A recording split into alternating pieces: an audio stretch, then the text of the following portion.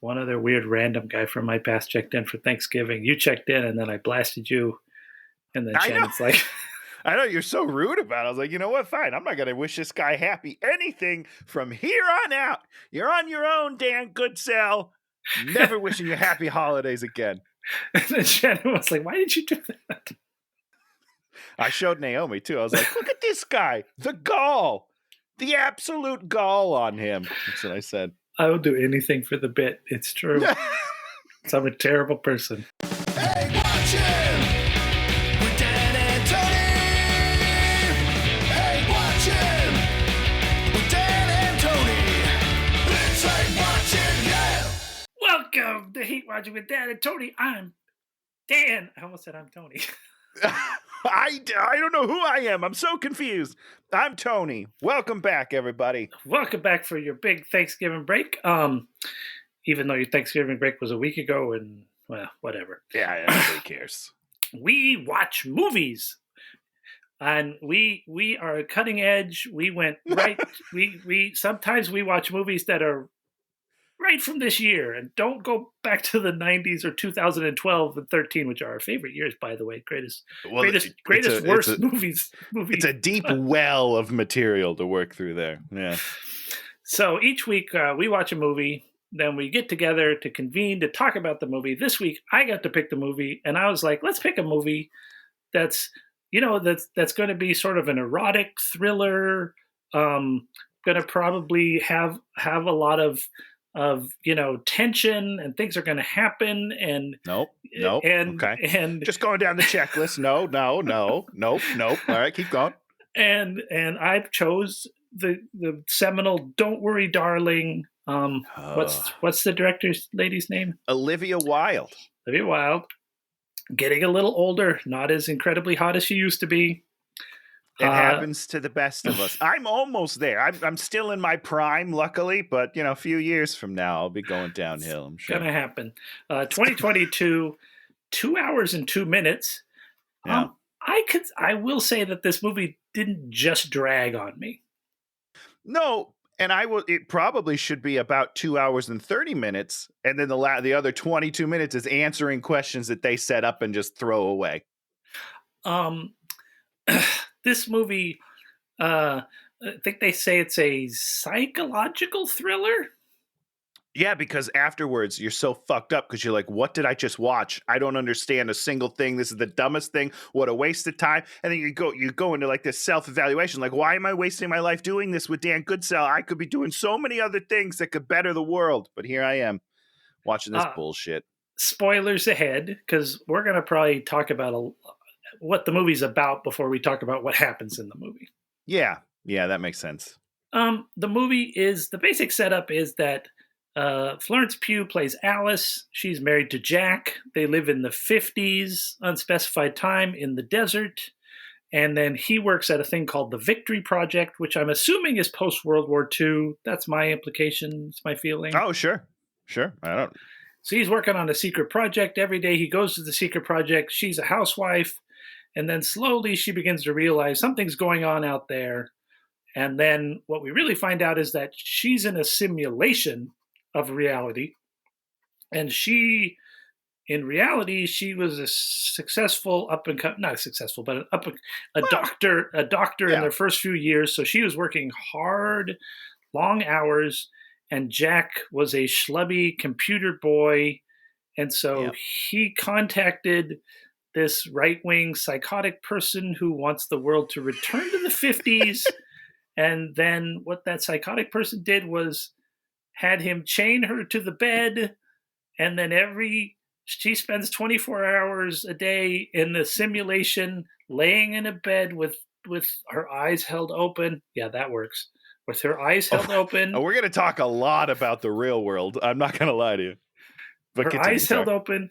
And then, like, during the day, he has to get up and go to some horrible job, more horrible than his existence was before, so that he can pay for the money to keep them both in the simulation. And in the simulation, he gets to have simulated sex with her or Yep. something, and somehow the simulation also wipes all of her memories and paints all these new memories and controls her.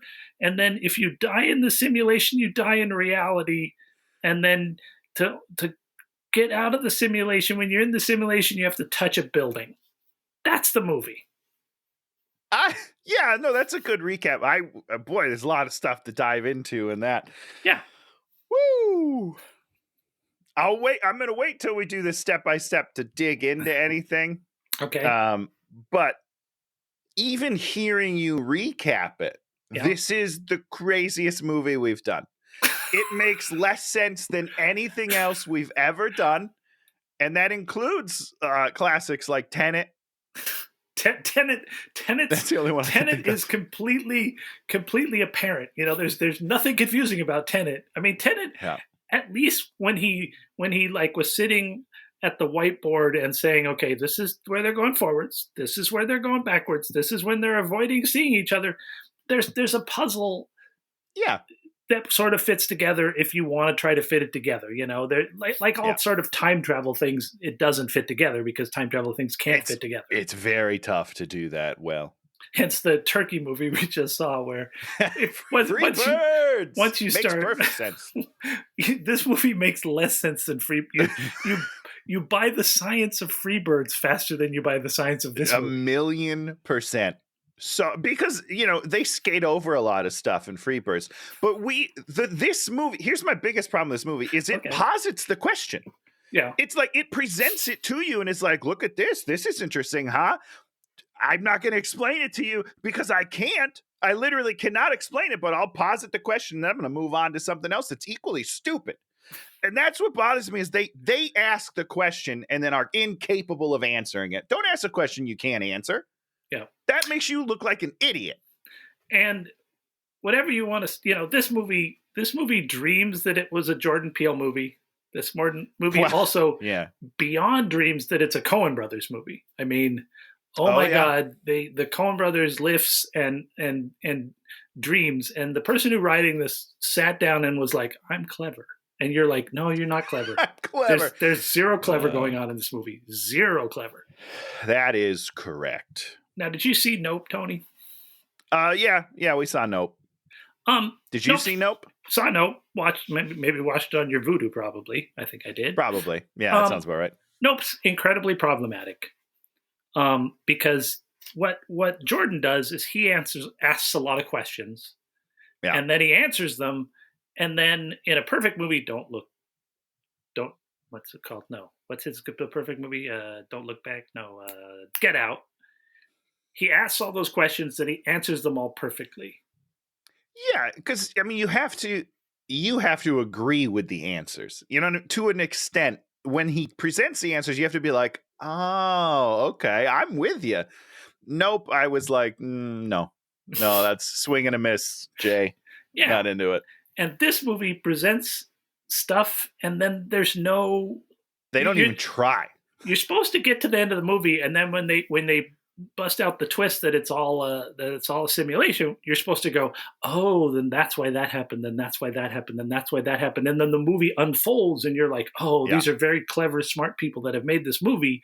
But instead, nothing happens because you think back on stuff and you're like, why was that even in the movie? Because it doesn't make any sense. To this moment, the day after, I'm still adding stuff, being like, wait, why did this happen? This doesn't make sense with the narrative that you just told me. There's a lot. This is a dumb movie. Tony, do you know what speculative fiction is? It's just sound. I mean, no, I can't tell you a definition. It sounds like, but that's what fiction is. Speculative fiction. That sounds redundant to me. Kind of. I don't know. You tell me. It just sounds like made up fiction or like guessing fiction. Like, oh, this is where we're going. I don't know. I'm taking a class in speculative fiction. Speculative fiction is essentially, it's science fiction, but the idea is you sort of, you speculate how things are going to change and what technologies might come from the future. So I feel like I was pretty close. Yeah, you were, and so you like in the Matrix, they posited alien creatures have taken control of things. They put humans in these tanks, and then they run them through a simulation, right? And it makes sense. And it makes sense. And so you come up with a speculative idea, and then you ask your questions about what you want to be about life. Like, what does it mean? Why is this happening? And the speculative fiction element helps drive you where you need to go, right? And the thing about speculative fiction is you make up the thing and then you reverse engineer everything from there. That makes sense. So it makes sense. Yeah. The speculative fiction of this thing is that you have a simulation and then you put somebody in it, right? And Sure, then this movie yeah. doesn't make any sense because why? Oh boy, yeah. Why is a big question for me today. Why? So many whys. So many whys. Now, and one more thing before we start doing the Q to Q. Yeah. Which is what I'm going to call it from here on out. I'm going to try not to be too hard on Harry Styles. Really? In general, but I will say he has a complete lack of charisma or talent. Continue. Interesting, because he didn't bother me. He didn't impress me or do anything, but that's my problem right there, because there are, and part of it again is because I read people reviews. I don't read critic reviews. I don't give a shit about that. But I read people talk about, and people are like, Harry Styles is so good in this movie. He's not. He's a flat line for me. He doesn't hurt the movie. No. But it's so apparent, and we'll talk about it a little more. When Chris and Florence have a scene together, it's like, holy shit, that's what's missing in this movie. That's the movie. It's if it was a movie between them, I'm fucking in. I don't care that it doesn't make sense. The one scene in the kitchen with them, got me going, dude. I was like, fuck, this is intense. They are two incredibly talented people, completely wasted in this movie, but it just showed me how nothing Harry Styles is, because she's given a bunch and he can't give anything back. He is a complete dud. Interesting, because I viewed him kind of the opposite way, where it's like he didn't cause any damage. So he did, like when he walks out as Star Fox in the Eternals movie, you're just like, no, stop, leave, cut, edit. You're just like, no, recast, shoot this again. I mean, for real, it's pain. That movie's painful. He's not painful in this movie, but that's because they don't expect him to do a whole lot. Thank God he's sleeping with the director, because Olivia's like, hey, I know you. I'm going to make you look as good as I can, which I assume was pretty hard. But he doesn't have to do a whole lot in this movie. So it works a little bit. But supposedly, Shia LaBeouf was supposed to be that role, but he was a little too unhinged. So they kicked him to the curb. But I think, obviously, working environment, very important. And I'm not saying that they should have kept him if he was causing problems. But I think he would have been pretty interesting to see in that He's role. a really good actor. Whatever you want to say about Shia and all of his extracurriculars, you put him on a screen. He's a lot. I'm not defending him. I'm not saying, hey, he's cool. I'm just saying he would have been good. He would have, yeah. And I mean, think about this stupid movie now. If this had been like a love triangle, think about that for a second. I did. I thought about it the whole time in the kitchen, really? because I thought that that's what was happening. Because when he comes in and he sees them, fooling around, and he just fucking stares, and I was like, oh my God, they're going to have sex later. And then they didn't. I was really disappointed. If this had been a love triangle trapped in the Matrix thing, we would have forgotten all about the stupid Matrix, the simulation stuff. Wouldn't have mattered at all. But when you make your whole movie, it matter. That's the problem. They make the simulation part matter, and it is bonkers. It's completely bonkers. So we start out drunken party. All right. It's the 50s. Harry's playing Jack. She's playing Alice. There's a pregnant woman. Nick Kroll is there. You have Nick Kroll, who's like hilarious, interesting. You give him nothing. He just like looks interesting. Yeah. I mean, but he does do that. He has an interesting face, so when he's on camera, I'm okay with it. And let me be clear, I am not a huge Nick Kroll fan. I will tell you that right now. But I thought he was a great choice for this. Yeah, and you want him to have something to do, and he has I nothing wanted to do him in the to, movie. yes, 100%. Yeah. Yeah. They go out in the desert and they're doing donuts and they're being in love, and you're like, oh, they're in love. This is cute. Is that what you got out of that? This was so reckless, Dan. Okay. First of all, they're whipping shitties, donuts as you call them. And then he makes her drive. Yeah. Terrible choice. And then he covers her eyes. He's like, what if you're blind? And then when they're driving away straight, he's just making out with her. He's not even looking at the road. So many people are dead. More importantly, thank God they're in the desert. Let's recontextualize this in the context of the movie. It's insane. He would not be doing anything that was dangerous that could get them both killed. 100%, because they're not a dangerous place. It's a dangerous place. Then she's making him breakfast, and we get this whole sort of we set up a cycle of breakfast and cleaning and dinner. Yeah, we'll talk about this other stuff later. So she's making him breakfast, packs his lunch. She has a secret job. She wants to know. The men all drive away in their candy-colored cars off to the desert. Visually, because we haven't said this yet, I love this style. The stylize of the movie. I think it's beautiful. I love the 50s vibe. I think it's very colorful. I love the cars. I love the visuals of this movie. And it's a little too clean, and so. Yeah, I would say, I don't know that I was bothered, but I was like, huh. Which is kind of what you want to have in a movie like this. No, yeah, I think that's exactly the right feeling, because it's not real. It's not, I did not think, hey, this is a simulation that doesn't make any sense. But I was like, well, this is a weird town. Something's going on. Oh, you never thought simulation? You never thought this was fake? I mean, fake in a different way, yes. I never once thought it was a simulation, because I am not that stupid, because that doesn't make any sense. And we'll talk. We'll get there as we talk about more. So she does housework. There's a trolley that takes you into town. They all do ballet class. And then this new woman's introduced, Bill Johnson's wife, Violet, who's young, pixie cut. And I'm like, okay, here it comes. They just set her up as like, okay, here's where things start to turn. Fake out. No, it means nothing.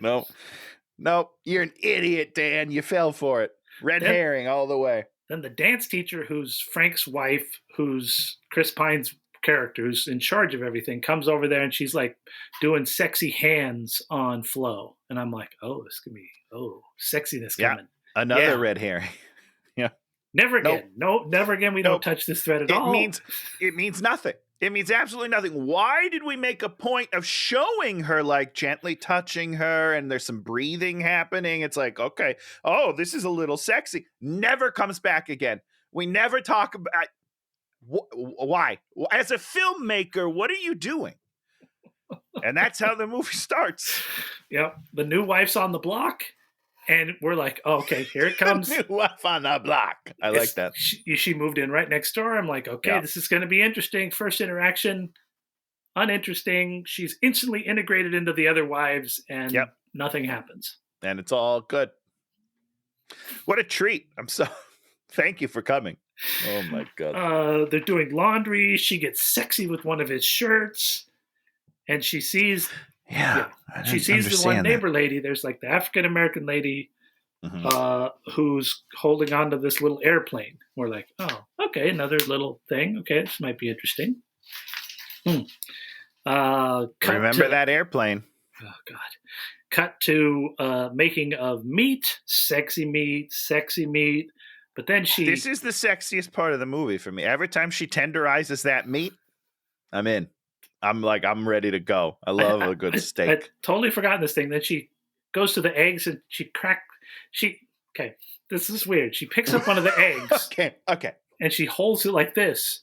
And then she cracks it and it's empty. And then she picks up another one and she cracks it and it's empty. Yeah. Tony, would anyone ever do that? If you picked up an egg and you thought it was empty, how would you crack it? I would crack it the normal way, just in case it wasn't empty. Because I don't want, just in case I'm wrong. Maybe I'm an egg expert, and I know exactly the weight. Shut up, Dan. That Everyone was does. fun. Everyone does. But Everyone would you're notice. not going to crush it in your hand, because on the off chance that you're wrong, you just got yolk everywhere, and that shit is gross. And the way they shoot it, it's just like weird. She's like, Yeah. she's like interacting it like it's, I don't know. It's just super weird. You're like, I don't understand. It's super weird. And now, having brought that one up, explain it to me, Dan. In terms of the simulation, in terms of simulation, makes no sense. Okay, great. Doesn't make any sense. That doesn't explain anything to me, Dan. You're fired. I mean, what it would be is, right, it's a problem with the coding, I guess. Which, are you telling me somebody codes every object in there and they forgot individually, to code? as opposed to like the egg is an object that has certain properties that are inherent to it. This is such an amazing amount of coding. It's just no, I mean, truthfully, I know. You have to think about those things. The reverence that you just gave it's not good, Dan, because it's bad. This is a bad simulation. Okay, but you're right. I mean, it's pretty good. And once again, when we know that this is a simulation, we don't think back on that egg scene and go, "Oh my God, it makes so much sense now." Because it doesn't. It makes less sense. It makes less sense to me now that it's a simulation, because the simulation is totally out of her control, technically. Yeah. Maybe, which is we'll talk more on that later. But the egg should never be empty. That's not a thing. Well, more importantly, it's not a clue that tells her she's in a simulation. Correct. You're supposed to be giving 100%. Us clues that tell her that she's in a simulation.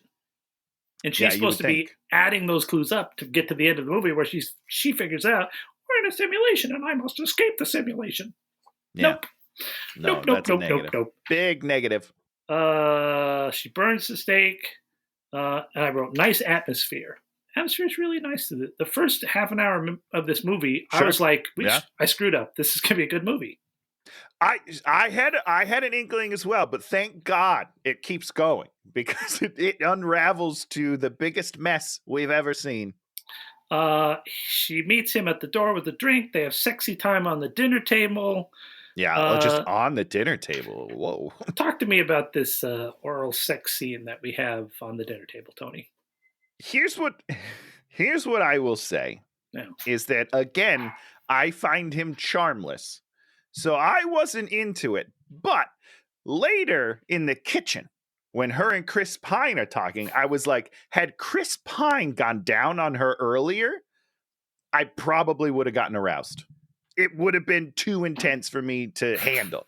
The steaminess of that scene would have rocked my world. But instead, I get something that Florence, really enjoying it. Harry Styles, what a dud. So I was just like, it just didn't work. It didn't work for me. Also, I don't understand why it's in the movie. Some people were saying that like their relationship is just him pleasing her. Although when they're in Chris Pine's bedroom, they have sex. No. Are they having sex, or is he... I thought he was just finger banging her. I think it seems like there was one other oral sex scene, and then there's an actual sex scene. That's maybe. My vague memory. I don't know. I don't know.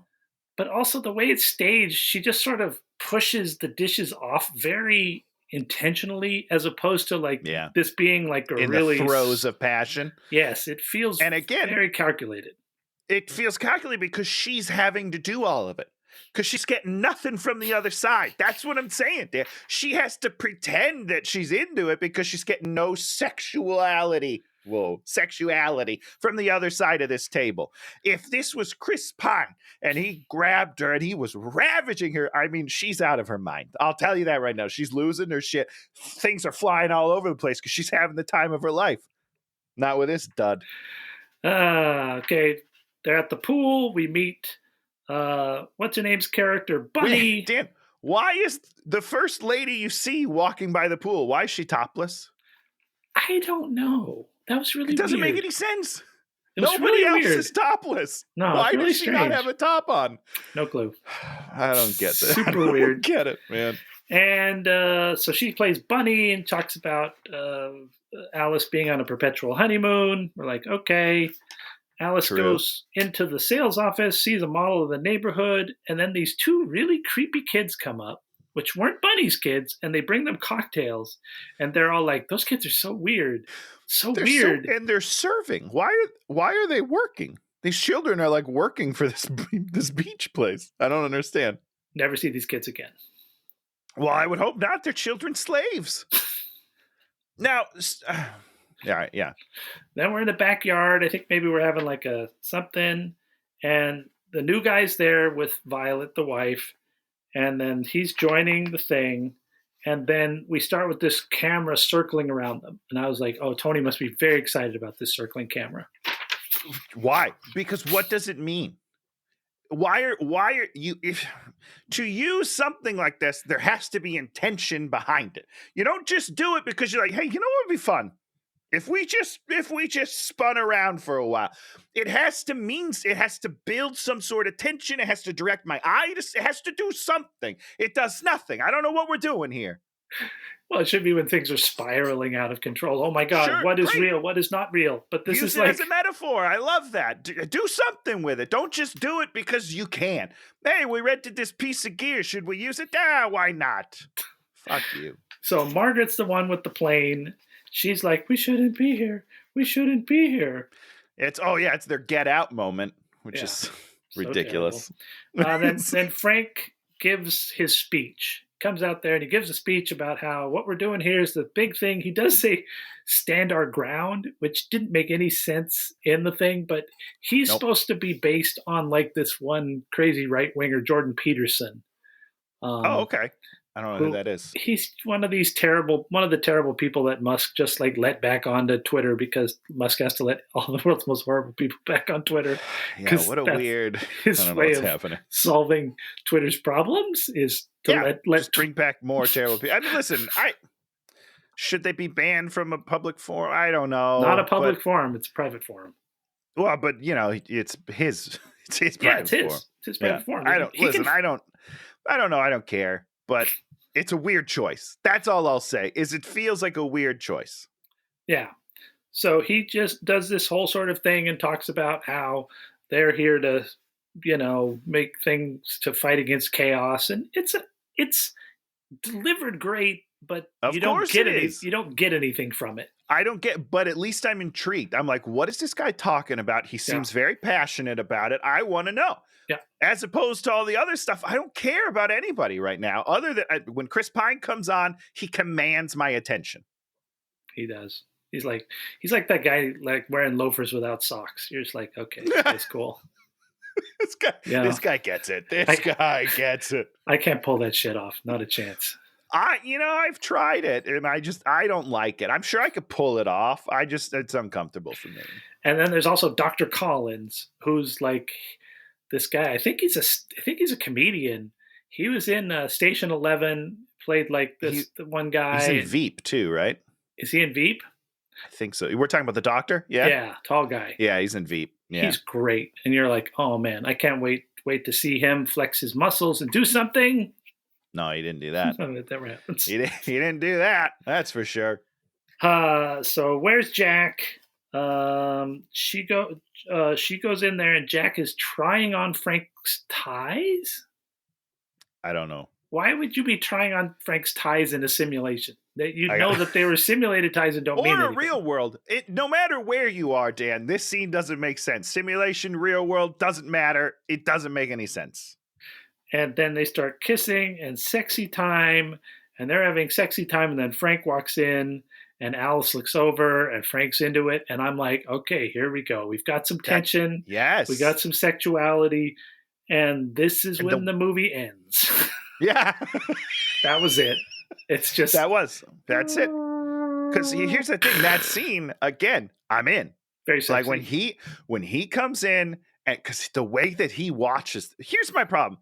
There's in the beginning of the movie when they're at the party, Harry Styles is giving Florence Pugh the sexy eyes. Oh, is he?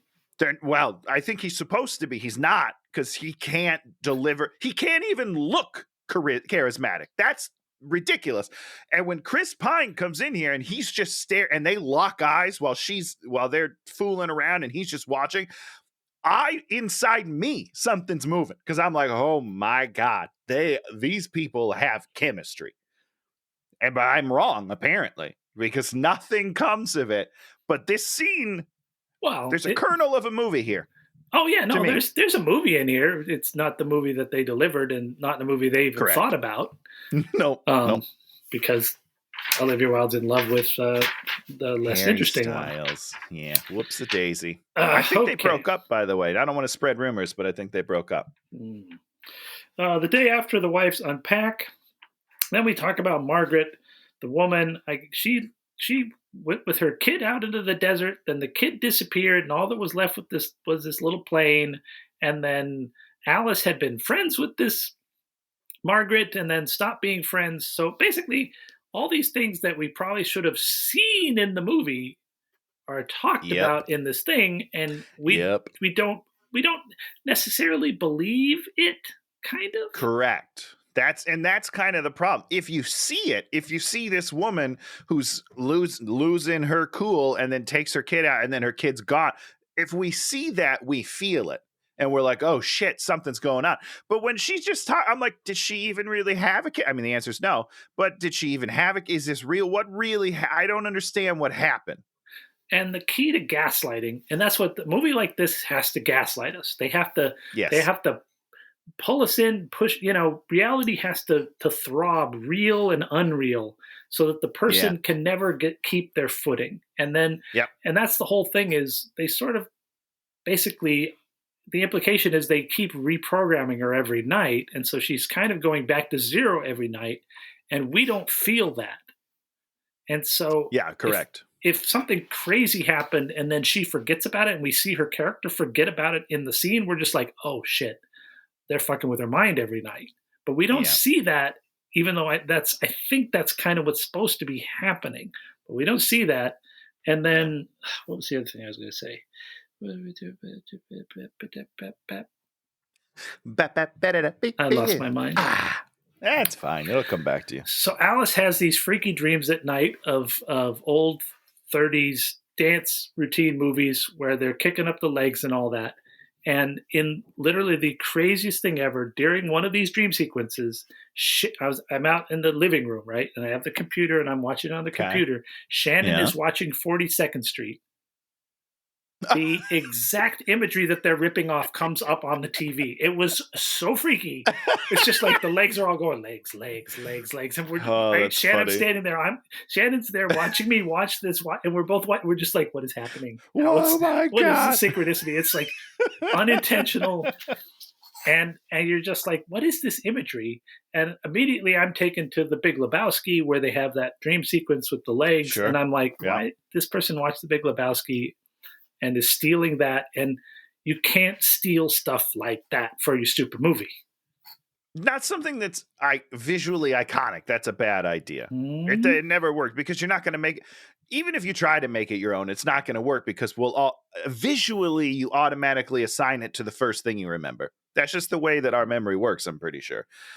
But there's a lot of thievery in this movie. You're allowed to. It's a ton.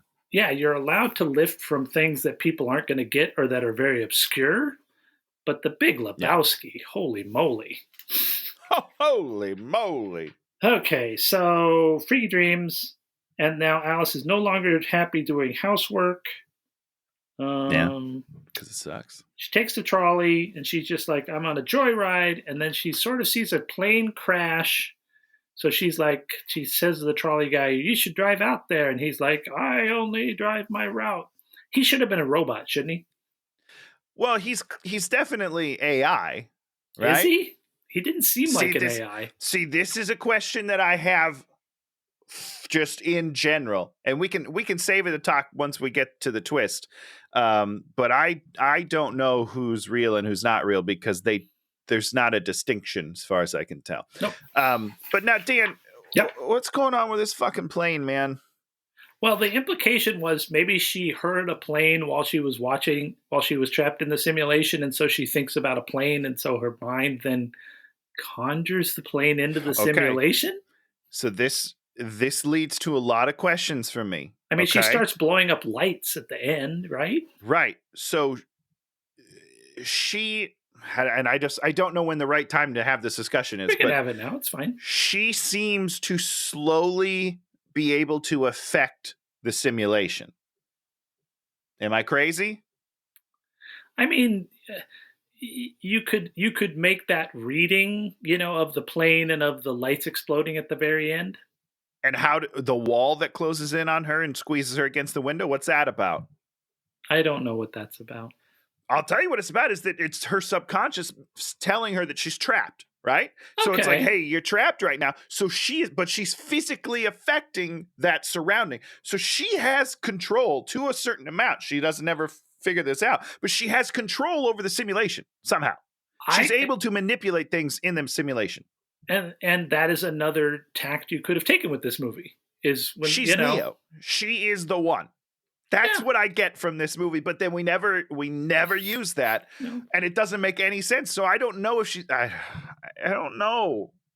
And that's another thing with speculative fiction is the writer creator has to make a decision. And what happens a lot of times is they don't make that decision.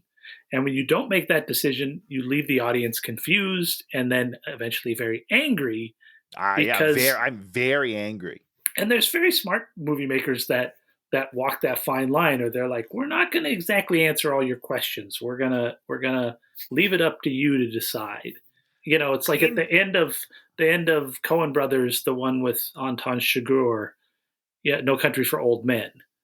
He just sort of walks away, and you're just like, what's the ending? I don't quite understand this, but you shouldn't understand it because that's life. They're talking about life. Life is right, 100%. You don't understand life. Life makes decisions, and okay, go Tony. Listen, all I'm going to say is I agree. I don't need all the answers. In general, in fact, I shouldn't get all the answers, right? I mean, it's just one of those things. I always go back to Lost, and I know this is a hot button topic, but I am in the camp that I don't care that I don't have the answers to Lost. Mm-hmm. The island is full of magic. There's things that we understand. There's things that we don't understand. But that's because in the story we're telling, these people also don't understand it. So we are in that world with them. My problem with this movie is that I think I need to understand these things to understand the story you are telling. Well, the story you are telling is about a woman trapped in a simulation. I don't understand how the rules of the simulation work because you seem to keep changing them. I can never find myself in this movie because I'm always like, wait, what? How is this? How does any of this come together? And the answer is it doesn't. And that's the problem. I think we've talked about this before, but the key to Lost is it's a study in characters and how they work under stress. And they are constantly being put under stressors, and then we get to see them react against each other. And we're 100%. And the characters are all such strong characters, and the actors are all such good actors that we will suspend our disbelief about trying to understand the situation because the situation is not going to make that much sense in the end anyways. And so we're just supposed to table that. If you're a smart viewer, you table all that, right, and don't try and make a laundry list of things that you want answered. And here's the thing, and because people always get upset when I talk about Lost because a lot of people don't agree with me. Not you, Dan. I'm not talking about you. Shut up, Tony. Don't put words in my mouth. I just want to say I understand if the way that you are watching the show is for the mystery of the island, how you'd be upset. I'm just going to tell you you're watching the show wrong because that was never the intent of the show. The show is it's a character show through and through. Mm-hmm. That's why The Leftovers much better show. Oh, I haven't watched. Is it done? They came back, right? They came back and did Netflix or something. No, they had 3 seasons. It's done. 3 seasons? All right. Yeah. What am I thinking of? Leftovers. Passengers? Oh, you're talking about Manifest. Manifest. That's the one that left and came back. Okay. I haven't watched either of them. Don't watch Manifest. Manifest is terrible. Watch. All right. Copy you. No Manifest, no La Brea. Skip those. I did watch La Brea, man. I watched a couple episodes of La Brea. That was tough. So bad. That was a tough one. But in The Leftovers, if they like literally keep on telling you, you're not gonna figure it out. There is no answer to this because there shouldn't be, because a lot of things in life like that are things you're never gonna sort out. Ain't that the truth? So she walks off into the hills, finds this building, touches the building, and then blacks out, wakes up, and Jack's making dinner. She's confused. And then she said, "Oh, I had a weird dream," and then sort of drifts back into the stupor of housewifedness. Yep. She goes back to cleaning. She gets squished against the wall by the walls, crushes her against the wall. It doesn't make any sense. It And makes literally zero sense. And let me talk real quickly about this last scene. We skated over the dinner scene. First of all, he didn't wash those carrots, and he's just eating the carrots without washing them, and it's disgusting. But more importantly, this character doesn't know that he needs to boil the potatoes before he mashes them. He's British. What does that mean? I don't know a lot of British people, okay? So I guess I don't understand what that means. Do they not boil their potatoes? They certainly boil their goose, according to Dickens, because I just watched Christmas Carol. A boiled goose. It doesn't matter. It doesn't. I was confused. This character, it was my first clue that this character is a helpless piece of shit. That was all. I was like, wow, this guy sucks. He doesn't even know he's supposed to boil a potato. He can't do anything right. So Margaret calls her and says, "You saw it. You saw it." And then she's like, "You're being ridiculous," and hangs up on her. Okay. Dance class, she sees Margaret in the mirror.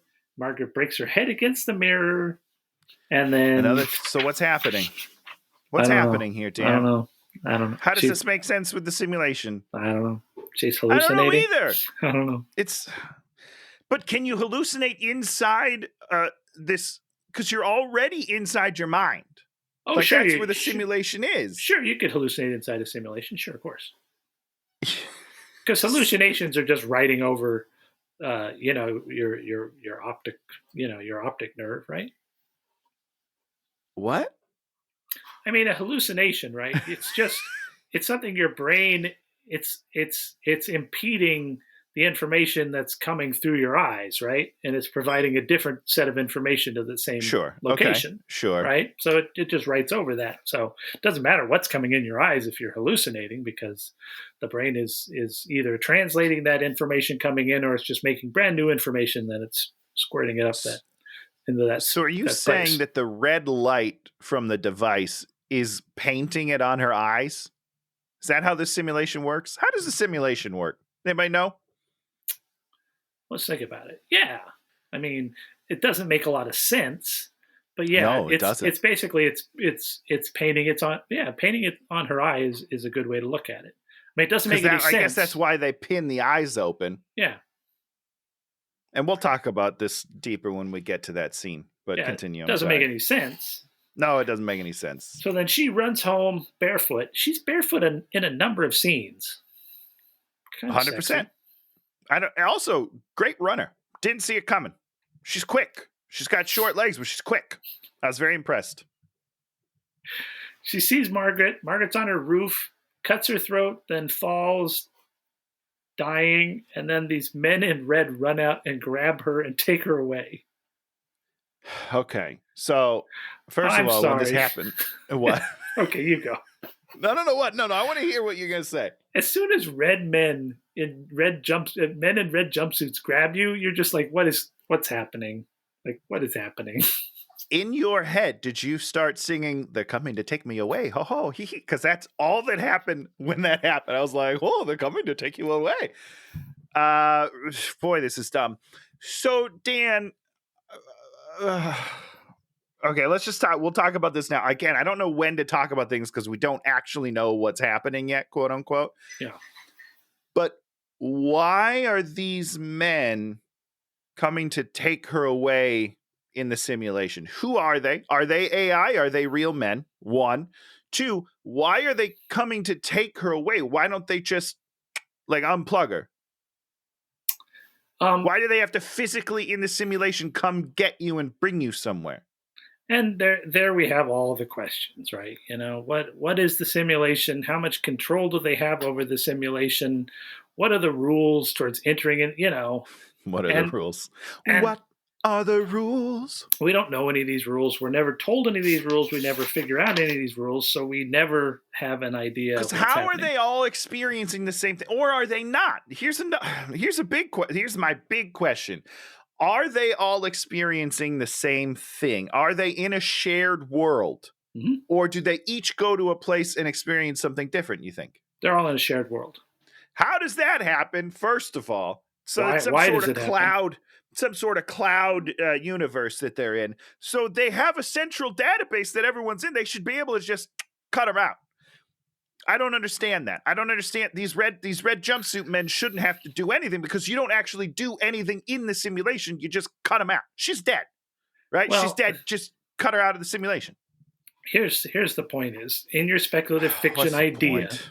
Yeah. you have to have a way.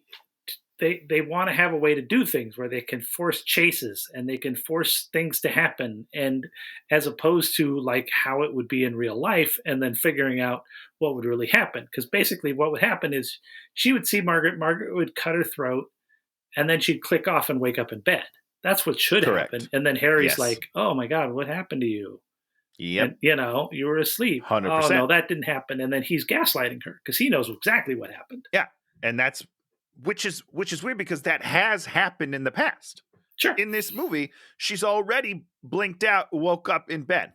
That has already happened technically. Anytime you're in a movie or you're a character in a movie and red boogeymen come out and grab you in jumpsuits, Yeah. it's over. You're just like, what the fuck place is this? This is not real. It's over, baby.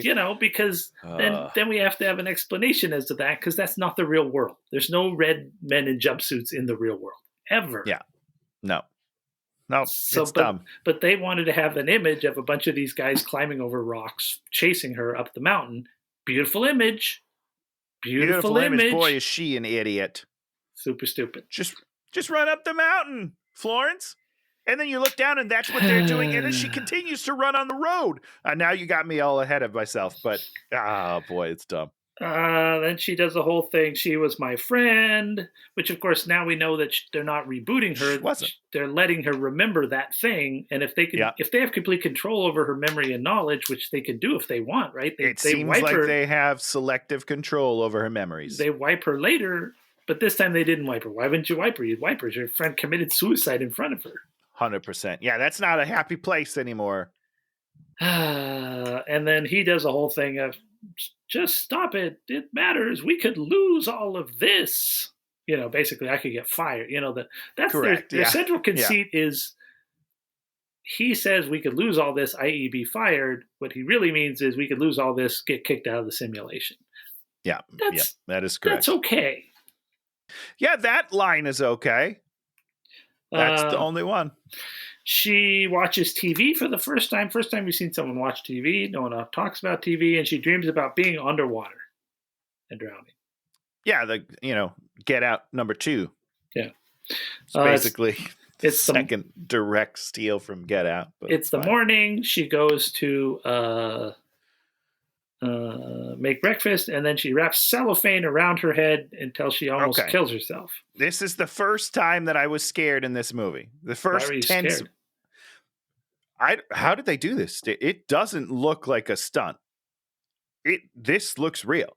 This looks like she did, because the breathing inside the saran wrap seems to really be happening. I don't know. I was panicking. I was like, holy shit, get it off. Florence, get it off. What are you doing? Get it off. Get a stunt double in there. What is happening? I was freaking out. Not in contextualization of the movie. Sure. But as an actor watching this woman do this, I was like, holy shit, what's happening? Where are the safety precautions? I don't see a tube to give her air. I don't see anything. I'm freaking out. But I don't know. Maybe I'm wrong. Maybe they're just better than I think they are. But it looked too real. I was scared. And you're like, what? So she's trying to kill herself? She's not trying to kill herself? She's clearly not, because she just takes it off when she can't breathe. She's like, oh, wait, I can't breathe with this on? I better tear it off. I don't know. And this is the mid part of the movie where Florence correct. Her complexion is weird. Did you notice that? Yeah. But I just assumed it was my TV or something. I was just like, I'm sure it's all weird. There was like kind of a middle 40 minutes where her complexion was weird, and then it goes back to normal again. It was weird. Maybe they had a different makeup artist. Yeah. Dr. Collins comes to give her a checkup. He orders her pills. She sees in his briefcase a security risk folder on Margaret, and then he leaves his briefcase, and then she gets in there to get the thing out, and there's this tense moment that lasts for 1.5 seconds. I think you're being generous. This is what the thriller lives on. The thriller lives on her trying to break into this briefcase to get this folder, right? Mm-hmm. Mm-hmm. And what do you do with those scenes? You drag them out, right? Yeah, you make them because that's how you make tension. I don't know if you've ever been tense before, but it's not a fleeting thing. It's not, oh, I'm tense. Oh, it's gone. Boy, that was fun. No, I should be tense for a good minute or two while like, oh shit, get it open. He's coming back. Girl, he's coming back. Get it open. Oh my God, she can't get it open. Get it open. Oh, it's open. He's coming through the door. All of that should be happening. Nothing happens. She's there. She sees it. He comes in. Oh, here's your briefcase. Now we're done. What the hell's going on around here? And then they leave, and she looks at the folder, and the folder's like has all this stuff that's redacted. How does that work in the simulation? Why would that folder exist in the simulation? No, why would it be redacted in the simulation? Why would he even have it in his briefcase? Why is he carrying that around? That doesn't make any sense. Why would you ever? Boy. Who's the coder putting that into the simulation? Right? They forgot to put the eggs in. But maybe she has like a secret person that's trying to help her out, and he's putting it in there. If so, why doesn't he code something useful? Now, there's a fun story. One of the programmers is in love with Florence, and he's actually trying to help her, but still stay alive. He's like, I can't give her too much because they'll know it was me. This is a movie, Dan. I like this movie. So he's helping her from the outside, sending her messages and shit. I love that. Wow, it'd be a movie that would have payoffs where she was like, why does she open the thing and she cracks open the egg and there's like a note in there that's like, you're being watched. And she's Get like, out. What the fuck? Wrong There's movie. a fucking note inside my egg? What does that mean? How did it get there? Nope. Yeah, no, not this movie. Not this one. Okay, folder is redacted. She takes a bath and Jack wants to have a baby. Yeah, it's all very weird. The only thing I want to point out is he comes to the bath. He looks at her and he goes, "You look beautiful." I don't know. It was a weird thing to say to just this woman who's naked in the bath. Like, you know what? You know when you look great when you have no clothes on. That's when I prefer you. I don't know. It's very strange to me. I don't know why that was in there. I'll tell you this: she looks great with clothes on. She looks great. She looks great, Jack. Come on, man. Compliment her all the time. So we have the tuxedo party. Dita Von Teese does a champagne glass strip, which was very short. Yeah, and who is that? She's like a burlesque performer, like the number one. Okay, so I meant she's no one in the movie, right? She's no one in the movie. She's just there for entertainment. Okay. She was set up across from me at Comic-Con one year. Very attractive. Nice. Very attractive. Oh, cool. That's great. Yeah. I don't understand what's happening in this movie. Why is this happening? He got some programmer to program like a hot lady to do programming dance so that he could watch it in a simulation. I mean, all right, I guess so. I guess that's all you need is just some bored guy just be like, what should we do today? Eating my chips, crumbling on my shirt, typing away. Oh, God. So he brings Jack up on stage. Alice freaks out, and then he gives Jack a promotion, and then Jack dances like a monkey. Yeah, okay, good. I wrote this note. Wait, why is he dancing?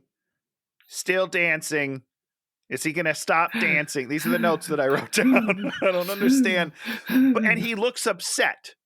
Like his face, he seems upset that he's being forced to dance or something. Like a monkey, because he has no control. Yeah, right. Is that what's happening? So he doesn't have control? So, in other words, Frank can just take control of people? Which is weird because they don't do that. So there's just so many things that his face is upset and Chris Pine's character is like, let's make him dance. Right? That happened. Am I losing my mind? No, he's forcing. I think he's being forced to dance. Being forced to continuously dance until Frank says you can stop dancing because I'm finished with you. I don't understand. That Um, doesn't make any sense with the rest of the movie. Yet another thing that could be in this movie, but is not in this movie. They just put it in this movie for this. This movie's like, okay, I'm going to do a thing. Then I'm going to do a thing it's unconnected. Then I'm going to do a thing it's unconnected. Then I'm going to do a thing it's unconnected. Then I'm going to do a thing it's unconnected. Then I'm going to do a thing that's connected. Yeah. And it just none of these things comes together in any satisfying way. No. But they could. Like, all of these things could impact the story if they wanted them to. Sure. I mean, you could sit down and write a story where all this stuff made sense. Well, not all of it, but you just, you could certainly not all of it, Dan. You could pick a couple things and then figure out how to make them all work. Go. You know, it's like I was going to talk about the Stepford Wives and the whole idea of the Stepford Wives. Do you know the Stepford Wives? Oh, yeah, of course. Yeah. And not just the Matthew Broderick piece of shit. The real one. The real one. And basically, she's there. Her friend's like, oh, things are problematic. Then her friend leaves for a day or two and then comes back and is like, I love it here. It's the greatest thing ever here. I love it here. And you're just like, oh, fuck. And you sit there as a watcher and you go, fuck, what are you going to do? Fuck. And that's the whole thing is psychological thrills like this. You're supposed to keep trapping the person. Yep. She never feels trapped. No. In fact, like Chris Pine lets her do these things for some reason. For part of it. He's like, oh, I can't wait to see what you do next. What? I wish that would have gone somewhere. I wish, boy. Oh, boy. Let's move on because the next scene's pretty good. Oh, I thought, Bunny meets her down in the bathroom. That scene? Oh, yeah. I forgot about that. No, I mean, sure. That's fine. They say a bunch of stupid things. Whatever. Doesn't matter. Whatever. It doesn't matter. Bunny doesn't believe her, even though she knows. The next night they do the dinner party. Frank shows up, not wearing a tie, and all the other guys freak out and they're taking their ties off. That was a nice, pretty funny. Moment. Yeah, good. It's one of those like real human moments that I enjoyed. One of the two. And then Frank is in the kitchen with Alice, and he's like, "I've been waiting for someone to challenge me." Why doesn't this storyline go anywhere? This is the movie that you are writing. Not just I want to see it, sure. One of them versus, right? This is what I want to see because this scene between the two of them is palpable. It is. They are so good on screen. I love them both so much. I need this to be the movie. Chris versus Flo. That's what this movie is. We just throw this out the window. We don't give a shit about it. It's so stupid, but he is so good in this scene for no reason. Literally no reason.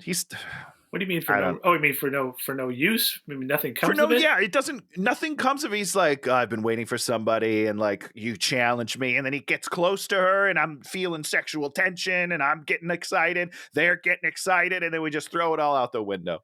Then they go to sit down at the dinner table.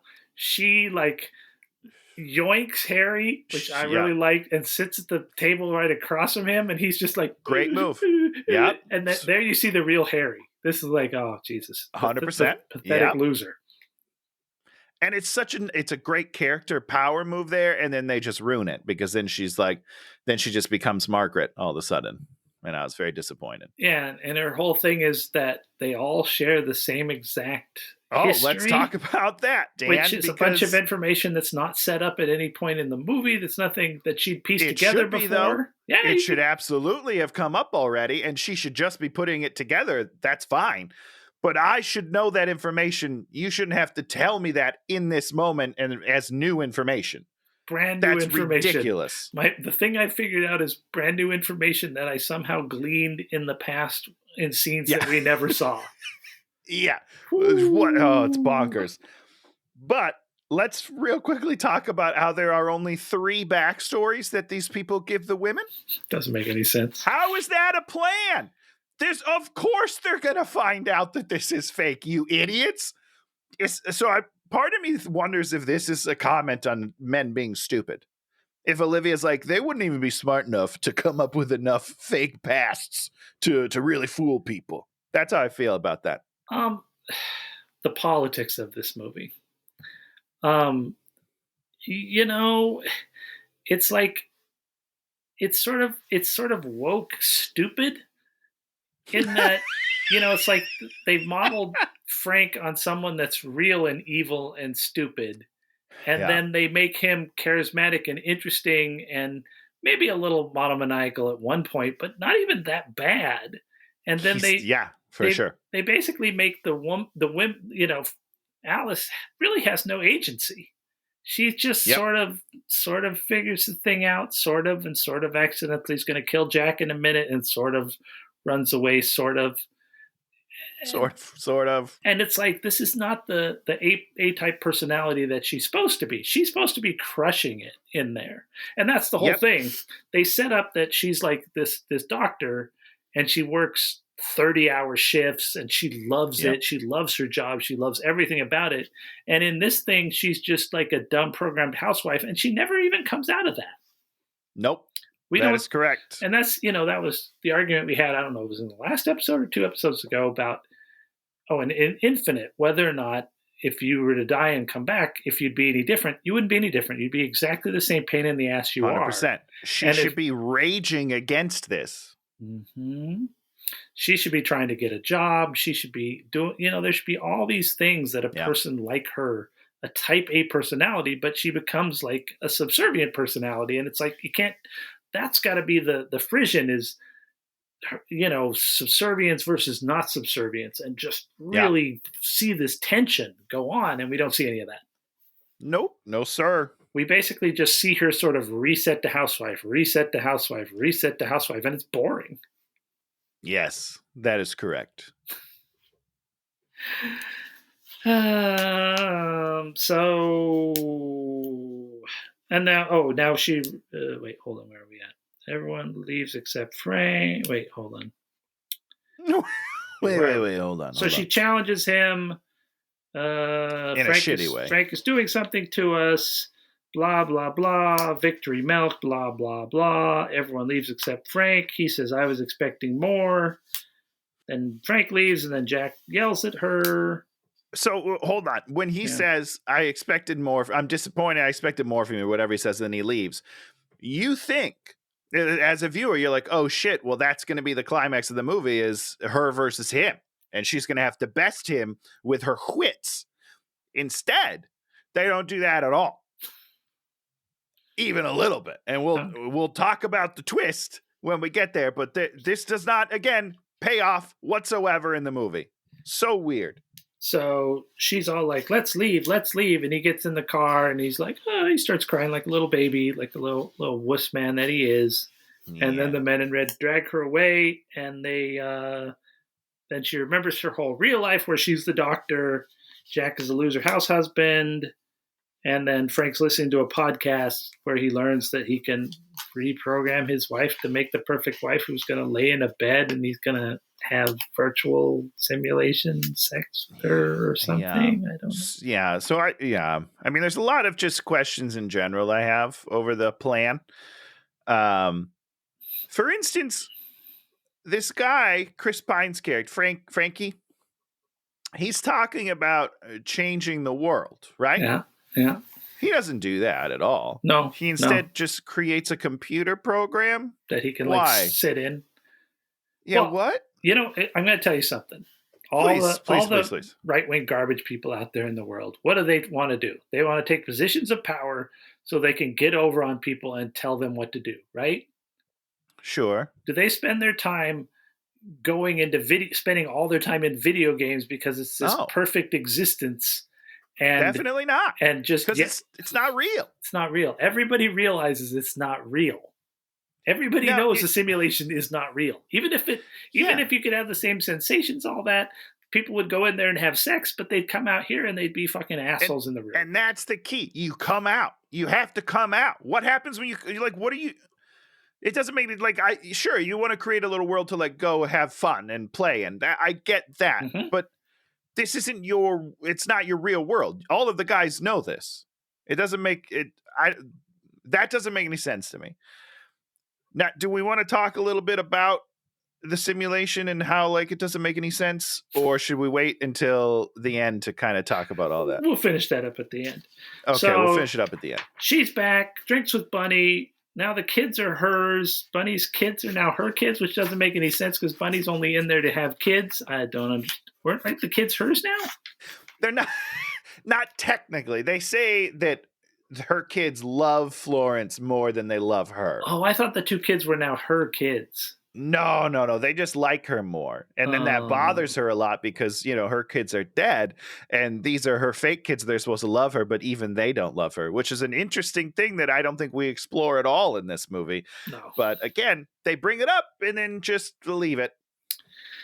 So now we find out more about it. She keeps her chained up. There's 72 users, and that's why the thing keeps getting bigger, is because they keep adding new people to the simulation. Yep. And we're gonna talk. We gotta talk about him taking care of her.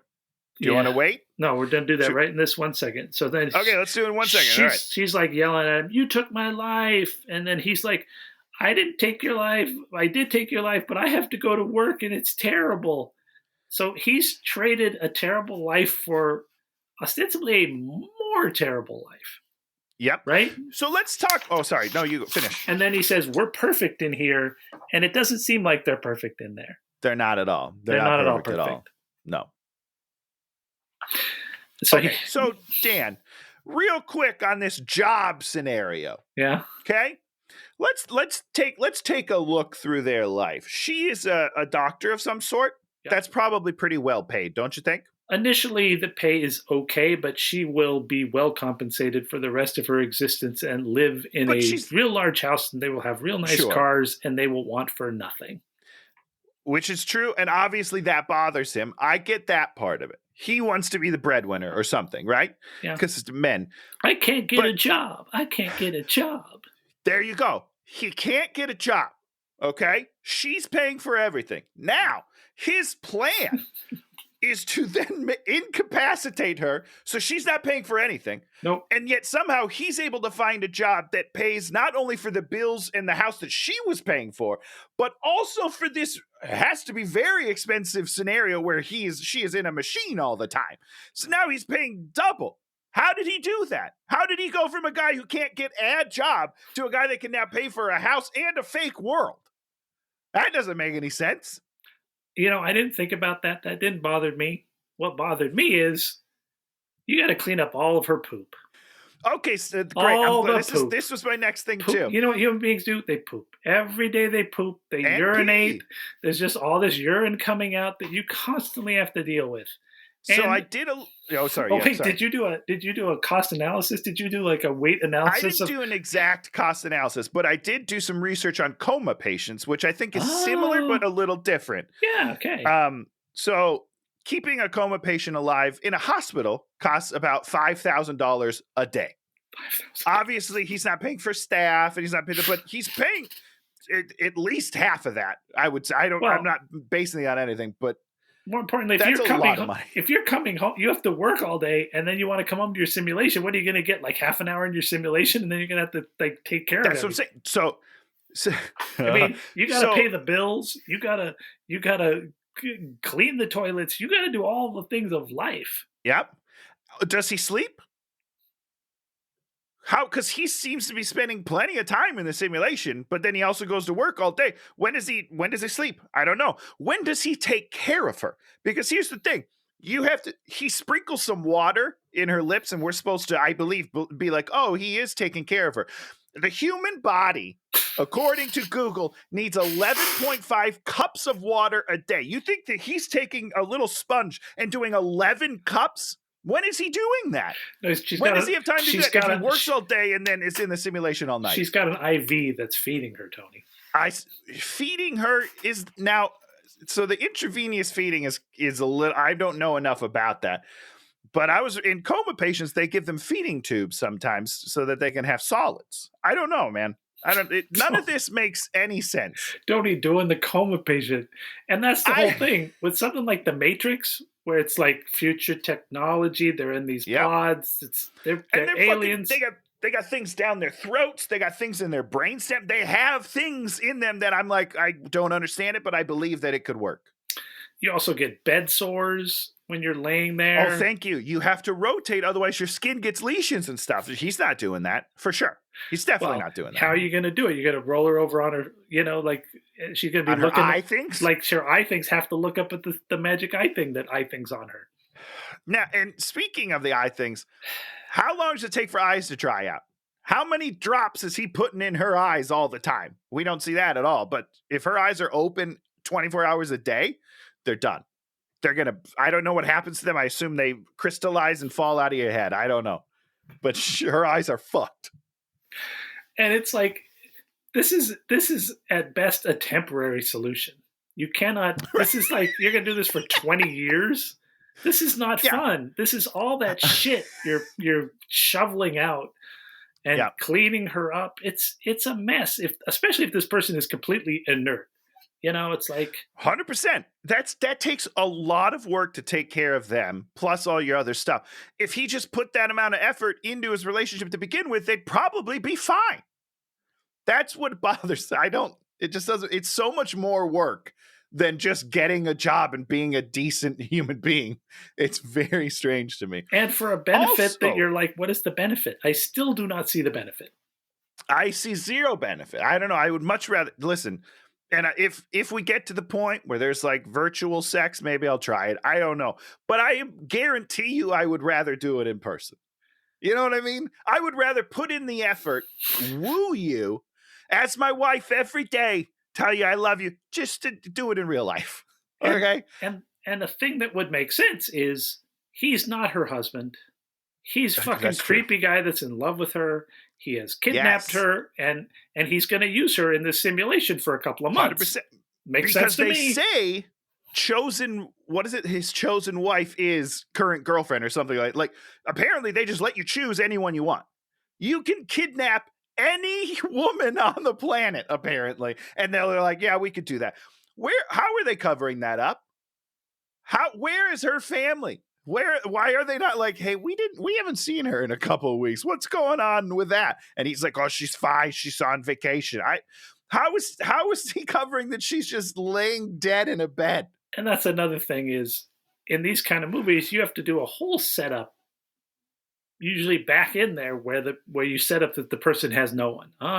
It's like when you go to Get Out, it's like she looks for people. 100%. She targets them. She targets very specific people that they can do that to. He has the one friend, and the one friend because it makes sense. The one friend is what happens. That's how the whole thing unfoils. Yeah, because he has one friend, one fucking friend. You tell me she doesn't have one friend? She works in a hospital. People know she's gone. She was supposed to be on call 13 days ago. Okay, people are worried about her. This is ridiculous. Her, and hospital people. Yeah, I mean, my wife's sister's husband works at a hospital. He has all these friends that do all these things together. People do not exist in a vacuum, and this thing has set this up to be a vacuum without. If she'd been kidnapped, if he kidnapped her, there's your vacuum. Yeah.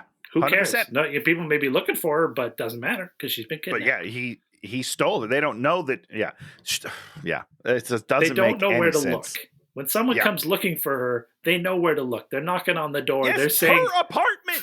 She's on the lease. She's paying all the bills. So stupid. Yes. All right, sorry, I'm ready.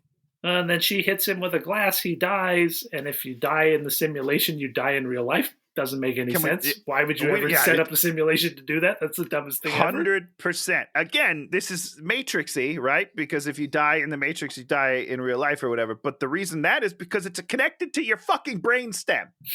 It jolts into the back of your brain stem. So yeah, if you die, it short circuits you. You die. That makes sense to me. What happens with your eyes, Dan? Do they just there's a needle that just goes in and kills your brain? Stab. Like what?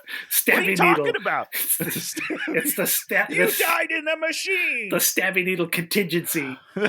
You died. Now you're dead. And it's like, what? Now we kill you for good. You're going to sign up for this thing that you're just going to die if something. No, for sure not. I'm not signing up for that until there's a guarantee that I will not die. I mean, are you going to go into a program that says if you die in this program, you're going to die? You're never going to near that program because you don't understand. not. Because there's no benefit that outweighs living a life.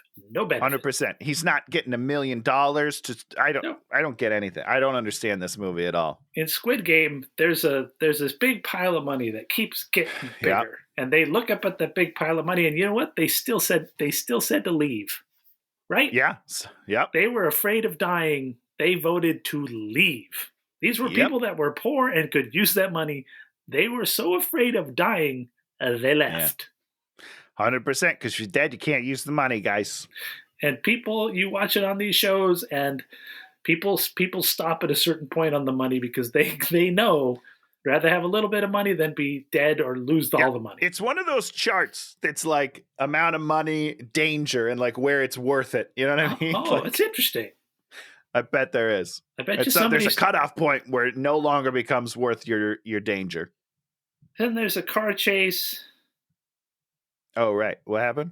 There's a car chase, and then Dr. Collins crashes into these other cars, so he's dead. Well, hold on. We got to talk about that a little. So she's driving, and she's being flanked by two bad guys, right? And they're kind of rubbing up against her and bumping her. And the doctor's coming from the other direction directly at her. What's the benefit? Straight at her playing chicken. She breaks, the other two cars converge, and then they all blow up. What was his plan to begin with? That's his plan. Either way, his plan ends with him blowing up, either with her or with those two other bad guys. And what is That's his plan, is to die. And his plan is to kill her and kill himself? Like what? Right? What? And what are you talking about? More importantly, if she even gets out of the simulation, she's strapped to a bed, right? You could just She's send somebody not over going there. Anywhere. You guys know where she lives. Just send your red coats to the real world and go get her. Frank's wife then walks up and uses a knife and kills Frank, and she's like, now it's my turn to run the simulation. What the fuck? What are you talking about? Why? Why would she do that? Why does she want to run the simulation? The simulation's shit. First of all, this is a terrible simulation. It doesn't seem like a lot of fun if you're, what does this simulation have to offer that's better than the real world? I mean, the food taste better somehow? I don't know, but it's like... They don't even have eggs.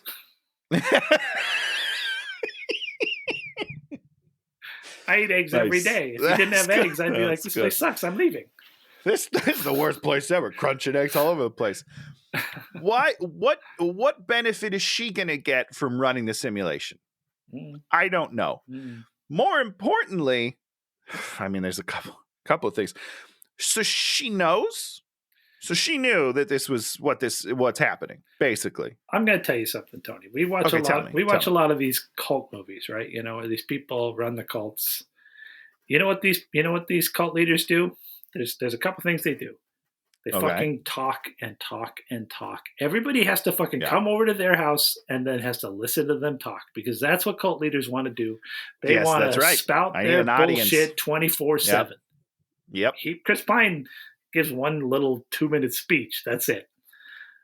They want to have sex with everyone they can every day, constantly. Which I thought was going to happen younger in this movie, and younger and newer. That's all they do. They want to talk and they want to have sex. That's what cult leaders do. You make it sound not that bad. I'm kind of in. If I can figure out how to do it, I'll do it. I mean, that's the whole, like what else? What else is there in life? I mean, and then eat good food. I'm assuming they're going to make people make them good food. They don't usually go into that in the cult thing. You know, who's cooking what for who, but. I think that's a given. You know what I mean? So, so what does she gain from it? I just want to get the platinum level of Marvel Snap. Oh, my God. Where are you right now? We'll talk. We'll put a pin in it. So, So I don't know what she gets from it. So I don't know why she's killing him. 1. 2, I assume it's not just him running it. I'm assuming there's a group of people that have to come together and make this work. Why are they going to listen to her now? They're not. Straight up, all of the people that work for Chris Pine, when she's like, "Oh, I murdered him," they're going to be like, "Okay, well, fuck you. We're out." This doesn't make any sense. Moreover, she knows it's a simulation, right? Olivia Wilde knows it's a simulation. Mm-hmm. Margaret knew it was a simulation. Figured it out. Florence Pugh knows it's a simulation. There are Over half the women that we meet in this movie know that it's fake. How does that make any sense? That is the dumbest thing I've ever. Nobody should know. Well, Why do they all know? Everybody knows. It's ridiculous. It's really stupid. And they don't explain anything about why she kills him, and that bothers me. And so Flo runs away, climbs up the mountain, touches the thing, and then ostensibly escapes, I guess? She doesn't climb up the mountain. She goes up the road of the mountain the whole time. She's going up the road. There's a map. Just go up the mountain. There's the shortest distance between 2 points is a straight line. She's going around the mountain, and then she looks down, and the bad guys, what are they doing? They're coming straight up the mountain at her because that's what you do. It's the dumbest thing I've ever seen. And so I guess she gets out. I don't know. There weren't any end credit scenes. Sure. She gets out. She wakes up to a malnourished body, hasn't eaten in months. Her eyes have crystallized and fallen out of her head. Tied to a and we don't want to talk about that at all. Tied to a bed. How's she getting off of that bed? Tied to a bed with her dead boyfriend next to her. Dead body. She's in trouble. Let's just call it what it is. She's getting arrested. Yeah. This movie sucks. It's really really stupid. Really stupid. Really badly written. The people who wrote it should not write science fiction. They should stop. I guess I guess the woman who wrote this wrote it with a couple other people, and they also wrote Booksmart. She also wrote Booksmart, which was Olivia Wilde's first film, which I've not seen, which was supposed to be good. I like Booksmart. I thought that was great. Yeah. Well, it's not, it's just a regular movie with comedy, so it's fine. Yeah. Maybe write a comedy. Maybe not try to be Jordan Peele on your second. Jordan Peele sort of did, Key and Peele for like 7 seasons and sort of did about He's written a lot of stuff. million hours of comedy. Yeah. And understands everything about storytelling. And even he struggles to make great movies. Tells you something. Yeah. One last thing I want to say, and then I probably will quit, right? Okay, quit, Tony. They don't seem to understand triggers in this movie. Because Harry Styles hums the song that triggers her. Of course. That's like she's been humming it the whole movie. He shouldn't then put it like they do these things that very purposely trigger her memories. Yeah. And you would try very hard not to let that happen. That would rule number 1, probably don't do things that she'll remember from the real world. Just throwing that out there.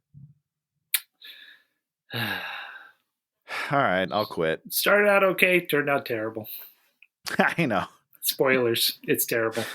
Yeah. So, Tony, tell us about something you like this week. Yes. We watched Spirited on Apple. What is Apple Plus? What is that? That is Ryan Reynolds and Will Ferrell. Christmas Carol musical. Sure. Yeah. What a delight. What a treat. Great. Some people aren't liking it. For some reason, my sister hated it because she was like, I thought it was going to be funny. And it's like, it's funny, but it's not a Will Ferrell or Ryan Reynolds hilarious. It's a musical. It's like a genuine musical. Beautiful numbers, beautiful sets, fun songs. I've been listening to the soundtrack all week now. I love it. I'm going to watch it again before Christmas. I'll tell you that right now. It was a real treat. It's in Tony's Christmas rotation forever now. You're absolutely right. It is. We've been watching this crazy show called Somebody, which is like one of these crazy Korean shows.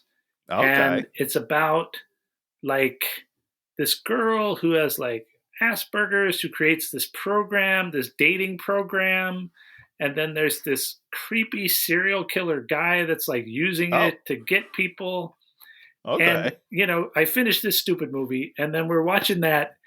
And the dude in this movie is so fucking creepy. He just turned his head. And you're just like, oh my God. And that's enough. You're like, oh shit, I'm out. Run away.